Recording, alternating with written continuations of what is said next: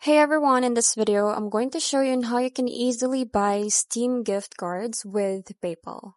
So here we have two methods. Method number one is buy from the Steam website, which is only available in the US. So you have to go to this link right here, which is the https store.steampower.com. So you can copy this one and then click on games, then go to gift cards and then choose an amount, like for example, $5, $20, $50, depends on you, and then just log in to your Steam account. And then at the checkout, you have to select PayPal as your payment method, and then just complete the payment using your PayPal account. So just take note that this is only available for US.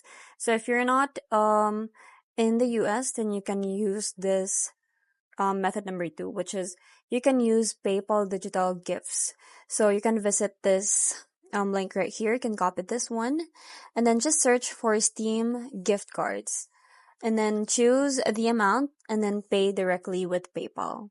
Then you can get the code via email instantly. And that's pretty much it. I hope you find this video helpful. Thanks for watching and I'll see you in my next one. Bye!